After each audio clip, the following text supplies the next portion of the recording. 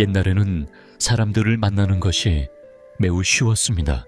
그러나 요즘은 약속이 생기면 부담스럽고 외출이 귀찮다는 생각이 듭니다. 오랜 친구와 함께 앉아도 예전처럼 웃음이 나오지 않으며 자주 자랑하는 친구와의 대화는 피곤하게 느껴집니다. 만남만으로도 에너지가 빠진다고 느낄 때도 있습니다. 이러한 변화는 우리가 나빠져서가 아니라 삶의 방향과 마음의 변화 때문입니다. 안녕하세요. 언제나 여러분의 행복을 고민하는 채널에 오신 것을 환영합니다. 영상 시청 전 구독과 좋아요, 알림 설정을 꼭 눌러주세요. 이 영상은 여러분에게 행복을 전하고 끝까지 보시면 외로움에서 벗어나 타인에게 휘둘리지 않으며 행복한 삶을 사는 방법을 알게 될 것입니다. 그럼 시작하겠습니다. 요즘 들어 자주 생각해보게 됩니다.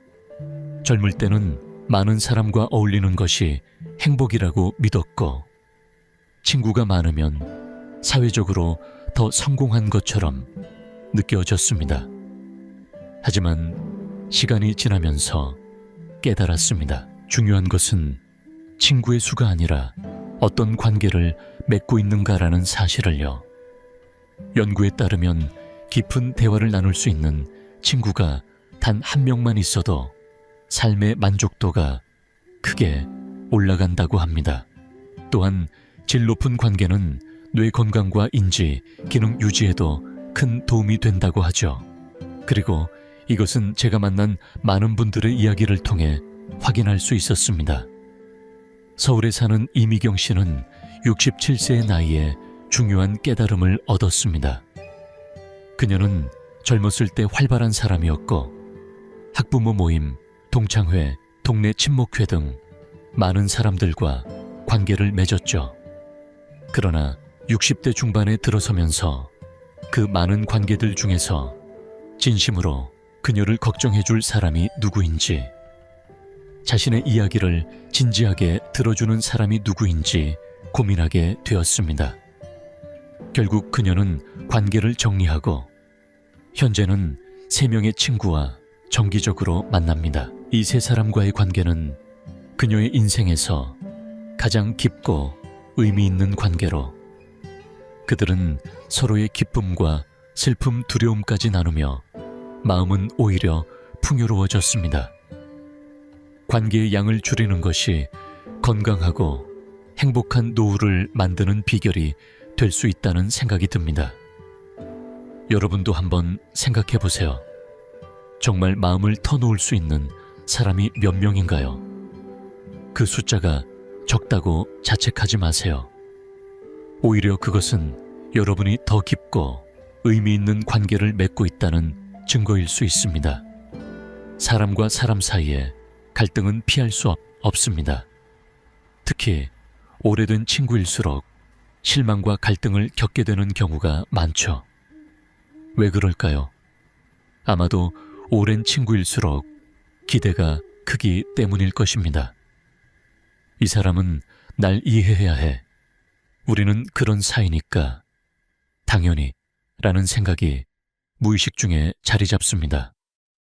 그런데 갈등이 생기면 젊었을 땐 어떻게든 화해하려 했지만 나이가 들면서 관계 단절을 더 쉽게 선택하게 됩니다. 이는 자연스러운 현상입니다. 에너지가 제한된 나이에는 감정적으로 소모가 큰 관계보다 평온을 선택하는 것이 더 중요하죠. 부산에 사는 김정우 씨의 이야기는 갈등을 지혜롭게 해결하는 방법을 알려줍니다. 그는 40년 된 친구와 큰 다툼을 했습니다. 사실 별것 아닌 일이었지만 서로 감정이 상해 몇 달간 연락을 끊었습니다. 처음에는 이제 끝났다고 생각했죠. 그런데 우연히 그 친구가 입원했다는 소식을 듣고 병문안을 갔습니다. 그때 그들은 서로 눈을 마주치며 울컥했죠. 그들은 그 후 서로에게 완벽한 친구를 기대하지 않기로 약속했습니다. 가끔 실수해도 맞지 않는 부분이 있어도 그냥 받아들이기로 했습니다. 김정우 씨의 이야기를 듣고 저는 관계에서 완벽함을 기대하는 순간 그 관계는 위태로워질 수 있다는 생각을 했습니다. 때로는 완벽한 관계에 대한 기대를 내려놓는 것이 관계를 오래 건강하게 유지하는 비결일 수 있습니다. 소중한 관계라면 용서하기, 적절한 거리두기, 그리고 관계를 재정의하기라는 마음가짐으로 갈등을 해소해보세요.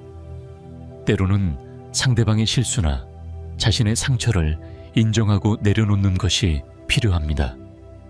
관계를 완전히 끊는 대신 만남의 빈도나 대화의 깊이를 조절하는 것도 하나의 방법일 수 있습니다. 때때로 우리는 더 이상 매일 연락하는 친구가 아니라 가끔 안부를 묻는 지인으로서 관계의 성격을 새롭게 정의할 필요가 있을 수 있습니다. 여러분도 이런 경험이 있지 않으신가요? 친구와 만났는데 집에 돌아와서 왠지 기분이 좋지 않았던 적, 혹은 전화통화 후에 묘하게 피로감이 느껴졌던 적이 있으신가요? 이것은 여러분만의 경험이 아닙니다. 심리학에서는 이를 에너지를 주는 사람과 에너지를 빼앗는 사람으로 나누어 설명합니다. 만나면 기운이 나고 활력을 주는 사람이 있는 반면 만날 때마다 에너지를 빼앗기는 것 같은 관계도 존재합니다. 노년기에는 특히 이러한 에너지의 흐름에 더 민감해집니다. 체력과 정신적 에너지가 젊을 때보다 제한되기 때문입니다. 작은 인간관계의 갈등이 불면증, 스트레스, 심지어 우울증으로 이어질 수 있습니다. 따라서 때로는 에너지를 흡수하는 관계를 과감히 끊는 것이 건강한 선택이 될 수 있습니다. 대구에 사는 박영자 씨의 이야기는 이런 상황에서 어떻게 대처할 수 있는지를 보여주는 좋은 예시입니다. 그녀는 30년 동안의 친구 모임이 있었습니다. 매달 만나서 수다를 떨고 여행을 가는 소중한 모임이었지만 어느 순간부터 한 친구가 그녀를 자꾸 비교하며 비난을 시작했습니다. 처음에는 참았지만 매번 모임에 갈 때마다 가슴이 답답하고 돌아오면 며칠 동안 우울했습니다. 결국 그녀는 용기를 내어 그 친구에게 솔직하게 말했습니다. 내 말을 듣고 나를 상처 입히는 것 같아서 그런 말은 하지 말아줬으면 해. 놀랍게도 그 친구는 자신이 그런 말을 했다는 사실조차 인식하지 못했다고 합니다. 지금은 서로 조심하며 관계를 이어가고 있으며 박영자 씨는 관계가 더욱 건강해졌다고 말합니다. 박영자 씨의 이야기를 통해 우리는 불편한 감정을 솔직하게 표현하는 것이 관계를 회복하는 첫걸음이 될 수 있다는 것을 알 수 있습니다. 그러나 모든 사람이 변화할 의지가 있는 것은 아닙니다. 상대가 변화할 의지가 없다면 과감히 거리를 두는 결정을 내리는 것도 필요합니다. 여러분의 정신적 건강이 가장 중요하기 때문입니다. 스트레스를 주는 관계에 대처하는 방법은 여러 가지가 있을 수 있습니다. 때로는 명확한 경계를 세우는 것이 도움이 될 수 있습니다. 이 주제는 이야기하고 싶지 않아요 라고 부드럽지만 단호하게 말하는 것이 하나의 방법입니다. 또한 부담스러운 사람과의 만남 시간을 제한하는 것도 방법입니다. 예를 들어 1시간 정도만 만나고 다른 약속이 있어서 라고 정중하게 자리를 마무리할 수 있습니다. 또한 내면의 대화, 즉 셀프 토크도 중요합니다. 이 사람의 말은 나에 대한 것이 아니라 그 사람 자신의 상태를 반영하는 것이다 라고 자신에게 말해주면 상처를 덜 받을 수 있습니다. 나이가 들수록 새로운 친구를 만드는 것이 어려워진다고 느낄 수 있습니다. 그렇다면 여러분만 그런 것이 아닙니다. 연구에 따르면 나이가 들수록 새로운 인간관계를 형성하는데 더 많은 사회적 장벽과 심리적 거리감을 느낀다고 합니다. 젊었을 때는 학교나 직장 자녀의 학부모 모임 등을 통해 자연스럽게 새로운 관계가 형성되었지만 은퇴 후에는 그런 자연스러운 만남의 기회가 줄어듭니다. 또한 나이가 들수록 나이 많은 사람과 친구가 되는 것이 어색하지 않을까라는 심리적 장벽도 생기게 됩니다. 그럼에도 불구하고 새로운 관계는 우리에게 신선한 에너지와 새로운 관점을 제공합니다. 인천에 사는 최병호 씨는 평생 회사에서만 일했습니다. 62세에 은퇴한 후 갑자기 할 일도 만날 사람도 없어진 것 같아 처음 몇 달은 우울했습니다. 그러다 우연히 아파트 단지에서 진행하는 정원 가꾸기 모임 포스터를 보았습니다. 평생 식물을 키워본 적이 없었지만 뭐라도 해봐야겠다는 마음으로 참여했습니다. 처음에는 부끄러웠지만 다른 회원들이 너무 친절하게 가르쳐 주었고 공통의 관심사가 생기니 대화도 자연스럽게 이어졌습니다. 지금은 일주일에 2번씩 만나 함께 정원을 가꾸고 가끔은 다른 도시의 정원 투어도 다녀옵니다. 최병호 씨는 식물을 키우며 새 친구도 사귀게 되어 2마리 토끼를 잡은 셈이다고 말합니다. 최병호 씨의 이야기에서 중요한 포인트는 목적이 있는 관계의 힘입니다. 단순히 이 친구를 사귀자는 목적보다는 함께 무언가를 배우거나 운동하거나 봉사하는 등 공통의 목적을 가진 관계에서 더 큰 힘을 느낄 수 있다는 것입니다. 관계는 우리가 자연스럽게 형성할 수 있는 것입니다.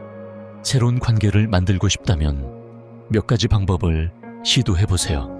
첫 번째로 지역 커뮤니티 센터나 복지관 프로그램에 참여해 보세요. 요리, 그림, 노래, 외국어 등 배우고 싶었던 것들을 함께 배우면서 자연스럽게 친구를 만들 수 있습니다. 두 번째로 봉사활동은 의미 있는 일을 하며 비슷한 가치관을 가진 사람들을 만날 수 있는 좋은 기회입니다. 세 번째로 온라인 커뮤니티도 좋은 선택이 될 수 있습니다. 시니어 온라인 모임이 활성화되고 있으며 그곳에서 만난 사람들과 오프라인으로도 만날 수 있습니다. 새로운 관계를 시작하려면 조금 용기가 필요합니다. 처음에는 어색하고 낯설 수 있지만 한 걸음 내딛는 순간 새로운 세계가 열릴 것입니다. 나이가 들면서 관계의 수가 자연스럽게 줄어드는 것은 정상적인 일입니다. 이를 슬프게만 보지 마세요. 오히려 관계의 축소는 우리의 삶에 더 깊은 의미와 평온을 가져다 줄 수 있습니다. 심리학자들은 사람들이 나이가 들수록 사회정서적 선택성을 발휘한다고 말합니다.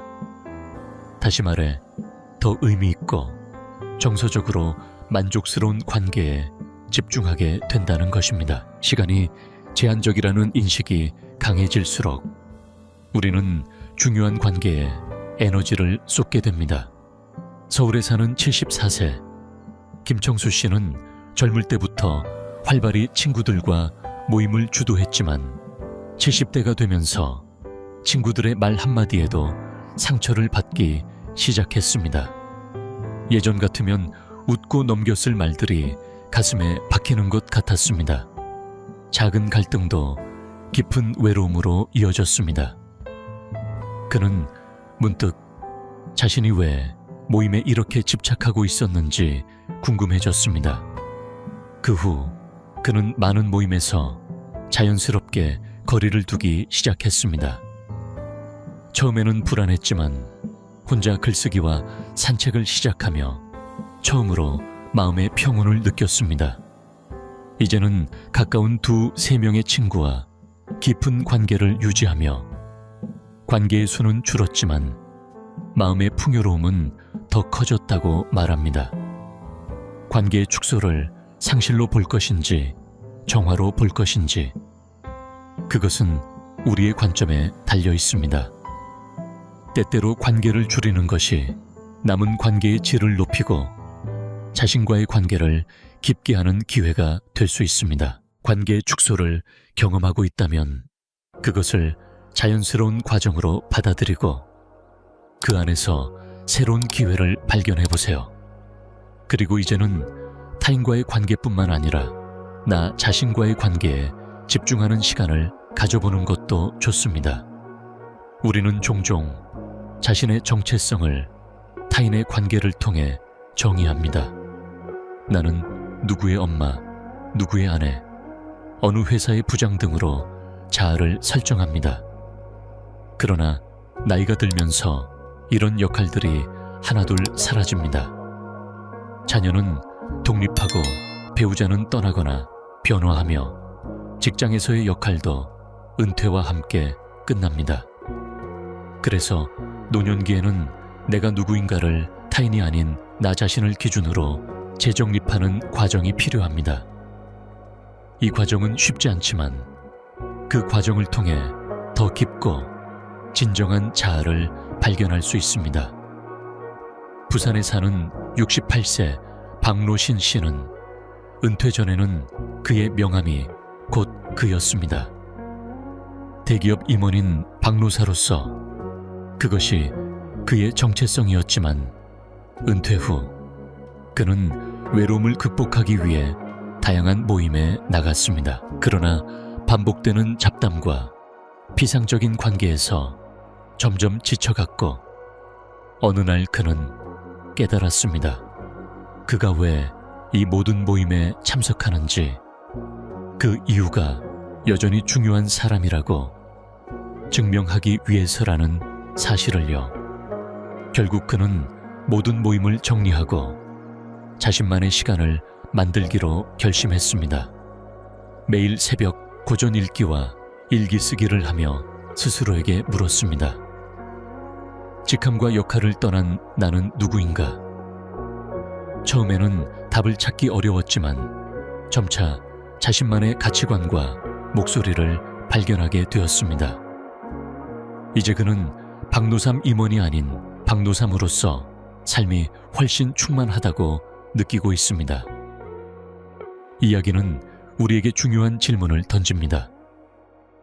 나는 누구의 아버지 엄마 친구가 아닌 그저 나 자신으로 살아간다는 것은 어떤 의미일까요? 이 질문은 나이가 들수록 더욱 중요해집니다.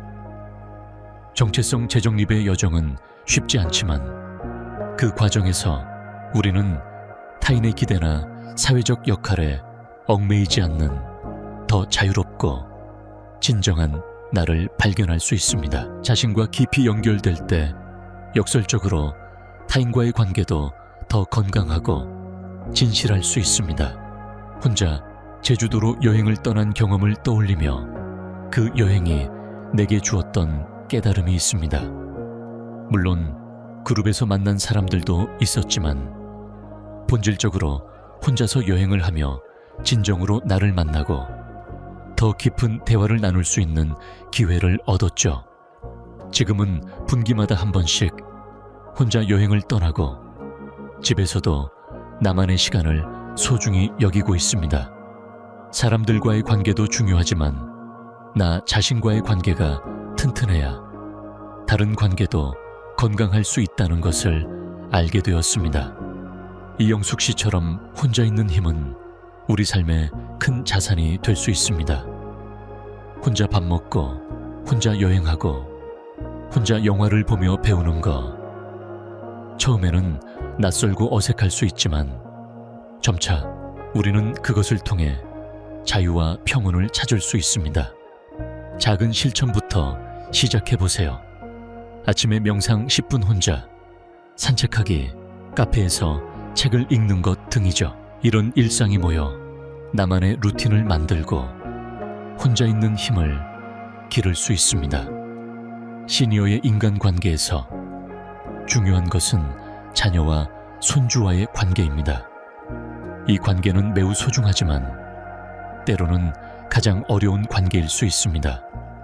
세대 차이로 인한 갈등이 생기기도 하지만 그 차이를 이해하고 존중할 때 관계는 더욱 풍요로워질 수 있습니다. 12세 이수지 씨는 딸들과의 관계에서 중요한 깨달음을 얻었습니다. 그녀는 처음에 자신만의 방식대로 조언을 많이 했지만 그로 인해 딸들과의 관계가 서먹해졌습니다. 결국 딸들이 엄마, 이제 우리는 어른이에요. 우리의 방식도 존중해 주세요 라고 말하자 이수지 씨는 자신이 경청하는 엄마가 되려고 노력했습니다. 그 후 이수지 씨는 조언하는 대신 딸들의 이야기를 들어주었고 그 덕분에 딸들은 점차 많은 이야기를 하게 되었습니다. 이제는 일주일에 한 번씩 영상통화로 서로의 근황을 나누고 있습니다. 자녀와의 관계에서 중요한 것은 그들의 선택과 방식을 존중하는 것입니다.